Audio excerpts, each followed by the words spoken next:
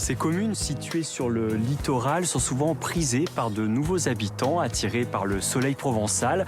Comment concilier ces nouveaux modes de vie et traditions locales? Ce sont des questions aussi auxquelles doivent répondre nos élus locaux. Ah, ben voilà. Bonjour messieurs. Salut Cédric. Ça va bien? Ça va et toi? Bonjour.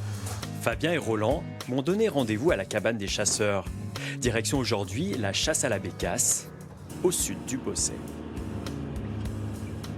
La commune fait environ 3000 hectares. Ah, ça en fait une grosse commune. C'est une commune qui est assez étendue. C'est combien d'habitants? On a dépassé les 10 000. Ah oui, depuis l'année dernière, on est à 10 065.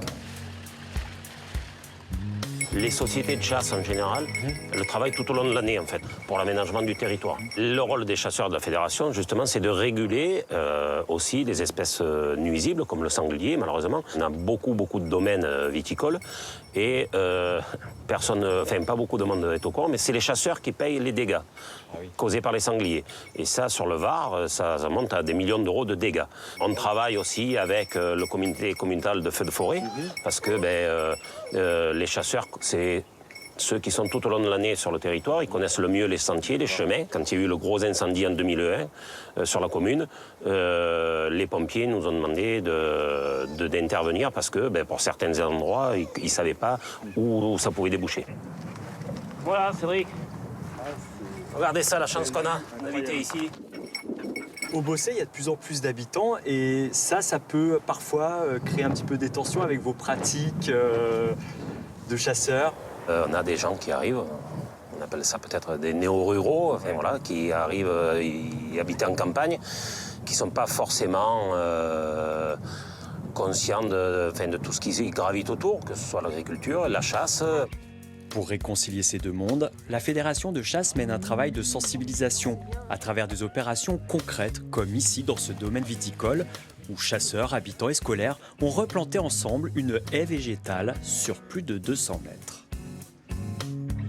Ça permet de montrer aux enfants ce que réalisent les chasseurs sur le terrain, leur montrer le rôle de la haie. La haie, c'est quand même quelque chose d'essentiel que l'homme a fait disparaître petit à petit dans l'agriculture. Donc on a besoin de la haie pour tout ce qui est érosion, pour tout ce qui est température au niveau de la vigne. Mais nous, pour la faune sauvage, c'est des zones de nidification, les oiseaux vont venir dedans, c'est des zones de protection, c'est des zones de nourrissage, parce qu'on plante énormément d'arbustes à baies qui vont nourrir les oiseaux en hiver. Et cette interaction que vous menez avec les scolaires, les parents d'élèves, les habitants du village de manière plus générale, c'est important? Ah, c'est très important. Très important pour le monde de la chasse, pour le monde cynégétique. On est très fort, nous, pour communiquer à nos propres adhérents dans le monde de la chasse, mais on a énormément de mal à communiquer aux autres personnes. On a cette image toujours du chasseur, du sketch des inconnus qui nous colle à la peau depuis des dizaines d'années. Et c'est cette image-là qu'on veut changer parce que ce n'est pas du tout l'image du monde de la chasse à l'heure actuelle. Donc c'est très important pour nous d'avoir ce genre d'animation et d'être plus près des jeunes et des gens, des habitants de notre département pour leur montrer vraiment ce que font les chasseurs sur le terrain.